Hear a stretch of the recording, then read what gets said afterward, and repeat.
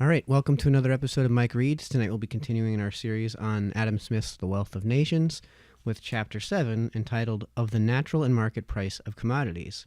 So let's dive right on into it. There is in every society or neighborhood an ordinary or average rate both of wages and profit in every different employment of labor and stock. This rate is naturally regulated, as I shall show hereafter, partly by the general circumstances of the society, their riches or poverty, their advancing, stationary, or declining condition, and partly by the particular nature of each employment. There is likewise in every society or neighborhood an ordinary or average rate of rent, which is regulated too, as I shall show hereafter, partly by the general circumstances of the society or neighborhood in which the land is situated, and partly by the natural or improved fertility of the land. These ordinary or average rates may be called the natural rate of wages, profit, and rent at the time and place in which they commonly prevail. When the price of any commodity is neither more nor less than what is sufficient to pay the rent of the land, the wages of the labor, and the profits of the stock employed in raising, preparing, and bringing it to market according to their natural rates, the commodity is then sold for what may be called its natural price.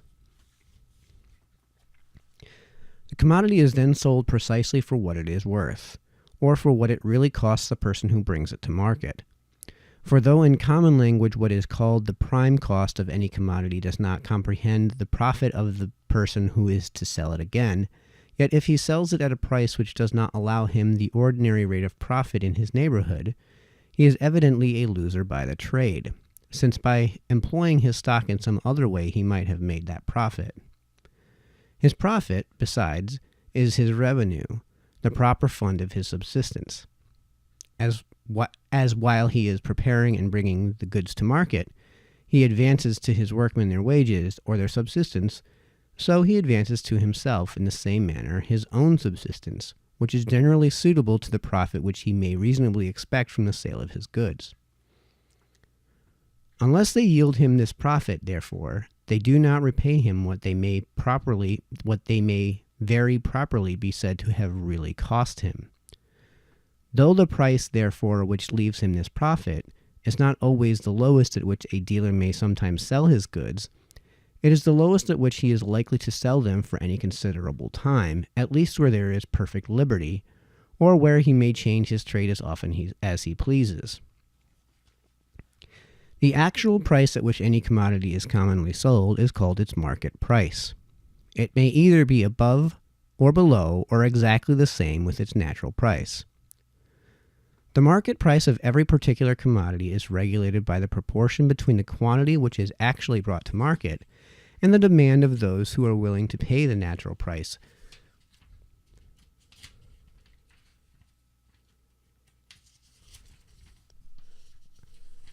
The market price of every particular commodity is regulated by the proportion between the quantity which is actually brought to market and the demand of those who are willing to pay the natural price of the commodity, or the whole value of the rent, labor, and profit, which must be paid in order to bring it thither.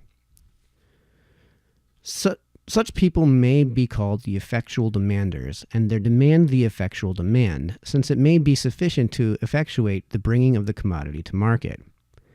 It is different from the absolute demand. A very poor man may be said in some sense to have a demand for a coach and six. He might like to have it, but his demand is not an effectual demand, as the commodity can never be brought to market in order to satisfy it. When the quantity of any commodity which is brought to market falls short of the effectual demand, all those who are willing to pay the whole value of the rent, wages, and profit which must be paid in order to bring it hither, cannot be supplied with the quantity which they want. Rather than want it altogether, some of them will be willing to give more.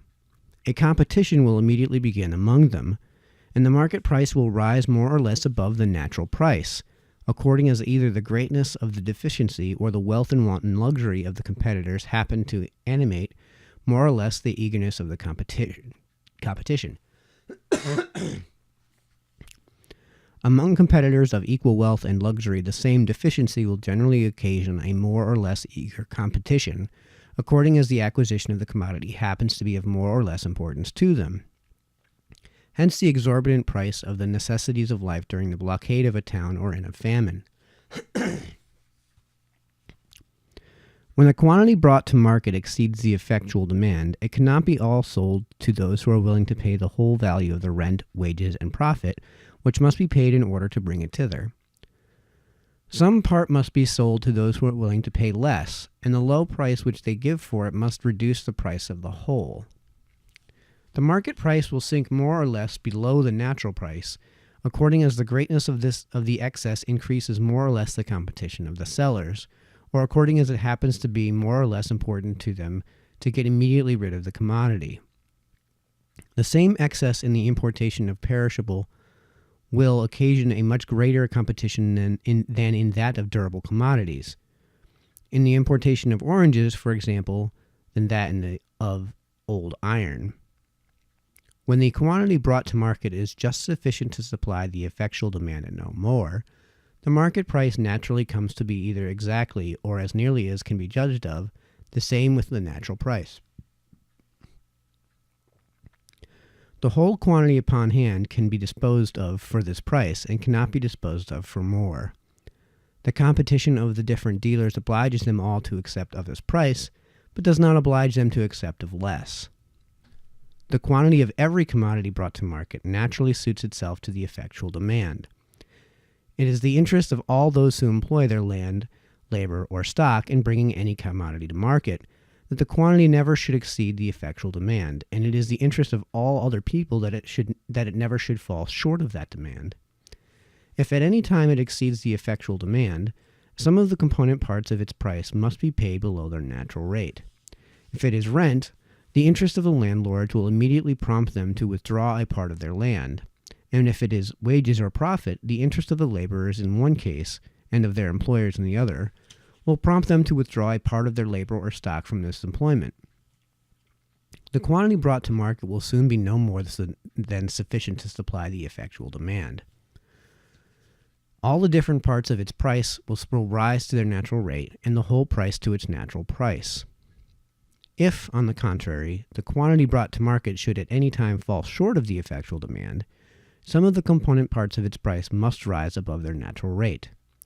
If it is rent, the interest of all other landlords will naturally prompt them to prepare more land for the raising of this commodity.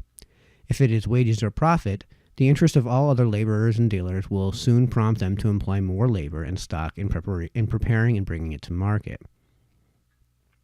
The quantity brought thither will soon be sufficient to supply the effectual demand. All the different parts of its price will soon sink to their natural rate, and the whole price to its natural price.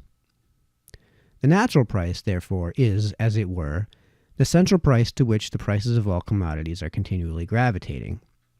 Different accidents may sometimes keep them suspended a good deal above it, and sometimes force them down even somewhat below it. But whatever may be the obstacles which hinder them from settling in this center of repose and continuance, they are constantly tending towards it. The whole quantity of industry annually employed in order to bring any commodity to market naturally suits itself in this manner to the effectual demand. It naturally aims at bringing always that precise quantity thither which may be sufficient to supply and no more than supply that demand. But in some employments the same quantity of industry will in different years produce very different quantities of commodities, while in others it will produce always the same, or very nearly the same. The same number of laborers in husbandry will, in different years, produce very different quantities of corn, wine, oil, hops, etc. But the same number of spinners and weavers will every year produce the same or very nearly the same quantity of linen and woolen cloth. It is only the average produce of the one species of industry which can be suited in any respect to the effectual demand. And as its actual price is frequently much greater and frequently much less than its average produce, the quantity of the commodities brought to market will sometimes exceed a good deal, and sometimes fall short a good deal of the effectual demand. Even though that demand therefore should continue always the same, their market price will be liable to great fluctuations, will sometimes fall a good deal below, and sometimes rise a good deal above their natural price. In the other species of industry, The produce of equal quantities of labor being always the same, or very nearly the same, it can be more exactly suited to the effectual demand. While that demand continues the same, therefore, the market price of the commodities is likely to do so, too, and to be either altogether or as nearly as can be judged of, the same with the natural price. That the price of linen and woolen cloth is liable neither to such frequent nor to such great variations as the price of corn, every man's experience will inform him. The price of one species of commodities varies only with the variations in the demand. That of the other varies not only with the variations in the demand, but with the much greater and more frequent variations in the quantity of what is brought to market in order to supply that demand. The occasional and temporary fluctuations in the market price of any commodity fall chiefly upon those parts of its price which resolve themselves into wages and profit. That part which resolves itself into rent is less affected by them. A rent certain in money is not in the least affected by them either in its rate or in its value. A rent which consists either in a certain proportion or in a certain quantity of the rude produce is no doubt affected in its yearly value by all the occasional and temporary fluctuations in the market price of that rude produce. But it is seldom affected by them in its yearly rate. In settling the terms of the lease, the landlord and farmer endeavor, according to their best judgment, to adjust that rate, not to the temporary and occasional, but to the average and ordinary price of the produce. Such fluctuations affect both the value and the rate either of wages or of profit, according as the market happens to be either overstocked or understocked with commodities or with labor, with work done or with work to be done. A public mourning raises the price of black cloth, with which the market is almost always understocked upon such occasions, and augments the profits of the merchants who possess any considerable quantity of it. It has no effect upon the wages of the weavers. The market is understocked with commodities, not with labor. With work done, not with work to be done. It raises the wages of journeyman tailors. The market is here understocked with labor. There is an effectual demand for more labor, for more work to be done than can be had. It sinks the price of colored silks and cloths, and thereby reduces the profits of the merchants who have any considerable quantity of them upon hand. It sinks, too, the wages of the workmen employed in preparing such commodities, for which all demand is stopped for 6 months, perhaps for a 12-month.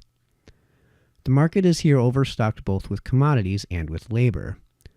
But though the market price of every particular commodity is in this manner continually gravitating, if one may say so, towards the natural price, yet sometimes particular accidents, sometimes natural causes, and sometimes particular regulations of police may, in many commodities, keep up the market price for a long time together, a good deal above the natural price.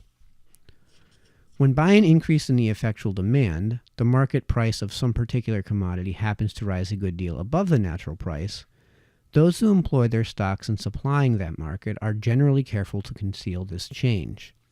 If it was commonly known, the great profit would tempt so many new rivals to employ their stocks in the same way that, the effectual demand being fully supplied, the market price would soon be reduced to the natural price, and perhaps for some time even below it. If the market is at a great distance from the residence of those who supply it, they may sometimes be able to keep the secret for several years together, and may so long enjoy their extraordinary profits without any new rivals. Secrets of this kind, however, it must be acknowledged, can seldom be long kept, and the extraordinary profit can last very little longer than they are kept. Secrets in manufactures are capable of being longer kept than secrets in trade. A dyer who has found the means of producing a particular color with materials which cost only half the price of those commonly made use of, may, with good management, enjoy the advantage of his discovery as long as he lives, and even leave it as a legacy to his posterity. His extraordinary gains arise from the high price which is paid for his private labor. They properly consist in the high wages of that labor. But as they are repeated upon every part of his stock, and as their whole amounts bears, Upon that account, a regular proportion to it, they are commonly considered as extraordinary profits of stock. Such enhancements of the market price are evidently the effects of particular accidents, of which, however, the operation may sometimes last for many years together. Some natural productions require such a singularity of soil and situation that all the land in a great country, which is fit for producing them, may not be sufficient to supply the effectual demand. The whole quantity brought to market, therefore, may be disposed of to those who are willing to give more than what is sufficient to pay the rent of the land which produced them, together with the wages of the labor and the profits of the stock which were employed in preparing and bringing them to market, according to their natural rates. Such commodities may continue for whole centuries together to be sold at this high price, and that part of it which resolves itself into the rent of land is in this case the part which is generally paid above its natural rate. The rent of the land which affords such singular and esteemed productions, like the rent of some vineyards in France of a peculiarly happy soil and situation, bears no regular proportion to the rent of other equally fertile and equally well cultivated land in its neighborhood. The wages of the labor and the profits of the stock employed in bringing such commodities to market, on the contrary, are seldom out of their natural proportion to those of other employments of labor and stock in their neighborhood. Such enhancements of the market price are evidently the effect of natural causes which may hinder the effectual demand from ever being fully supplied, and which may continue, therefore, to operate forever. A monopoly granted to either an individual or to a trading company has the same effect as a secret in trade or manufactures. The monopolists, by keeping the market constantly understocked, by never fully supplying the effectual demand, sell their commodities much above the natural price, and raise their emoluments, whether they consist in wages or profits, greatly above their natural rate. The price of monopoly is upon every occasion the highest which can be got. The natural price, or the price of free competition, on the contrary, is the lowest which can be taken, not upon every occasion indeed, but for any considerable time together. The one is upon every occasion the highest which can be squeezed out of the buyers, or which, it is supposed, they will consent to give. The other is the lowest which the sellers can commonly afford to take, and at the same time continue their business. The exclusive privileges of corporations, statutes of apprenticeship, and all those laws which restrain, in particular employments, the competition to a smaller number than might otherwise go into them, had the same tendency, though in a less degree. They are a sort of enlarged monopolies, and may frequently, for ages together, and in whole classes of employments, keep up the market price of particular commodities above their natural price, and maintain both the wages of the labor and the profits of the stock employed about them somewhat above their natural rate. Such enhancements of the market price may last as long as the regulations of police which give occasion to them. The market price of any particular commodity, though it may continue long above, can seldom continue long below its natural price. Whatever part of it was paid below the natural rate, the persons whose interest it affected would immediately feel the loss, and would immediately withdraw either so much land or so much labor or so much stock from being employed about it, that the quantity brought to market would soon be no more than sufficient to supply the effectual demand. Its market price, therefore, would soon rise to the natural price. This at least would be the case where there was perfect liberty. The same statutes of apprenticeship and other corporation laws, indeed, which, when a manufacturer is in prosperity, enable the workman to raise his wages a good deal above their natural rate, sometimes oblige him, when it decays, to let them down a good deal below it. As in the one case they may exclude many people from his employment, so in the other they exclude him from many employments. The effect of such regulations, however, is not near so durable in sinking the workman's wages below as in raising them above their natural rate. Their operation in the one way may endure for many centuries, but in the other it can last no longer than the lives of some of the workmen who were bred to the business in the time of its prosperity.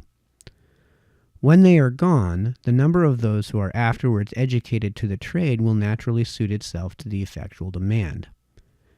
The police may be as violent as that of the Indostan or ancient Egypt, where every man was bound by a principle of religion to follow the occupation of his father, and was supposed to commit the most horrid sacrilege if he changed it for another, which can in any particular employment and for several generations together sink either the wages of labor or the profits of stock below their natural rate. This is all that I think necessary to be observed at present concerning the deviations, whether occasional or permanent, of the market price of commodities from the natural price.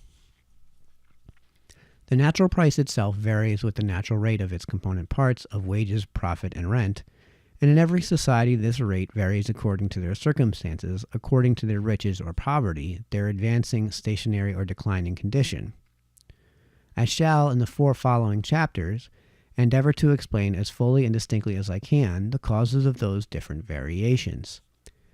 First, I shall endeavor to explain what are the circumstances which naturally determine the rate of wages, and in what manner those circumstances are affected by the riches or poverty by the advancing, stationary, or declining states of the society.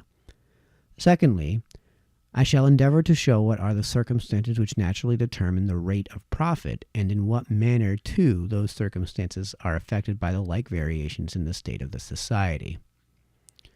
Though pecuniary wages and profit are very different in the different employments of labor and stock, yet a certain proportion seems commonly to take place between both the pecuniary wages in all the different employments of labor and the pecuniary profits in all the different employments of stock.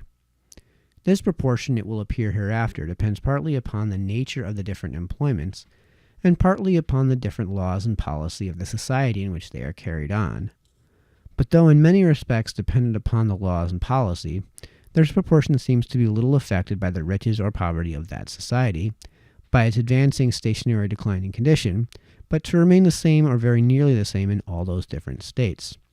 I shall, in the 3rd place, endeavor to explain all the different circumstances which regulate this proportion. In the 4th and last place, I shall endeavor to show what are the circumstances which regulate the rent of land, and which either raise or lower the real price of all the different substances which it produces. Okay, that was me stumbling through that's the totality of Chapter 7. In our next segment, we will be continuing with Chapter 8 of the wages of labor. Those 4 parts he described. Well, it looks like we could probably do 1 chapter a night. So that's what we'll be doing tomorrow night. That will be Chapter 8 of the wages of labor. So until tomorrow night, see you later.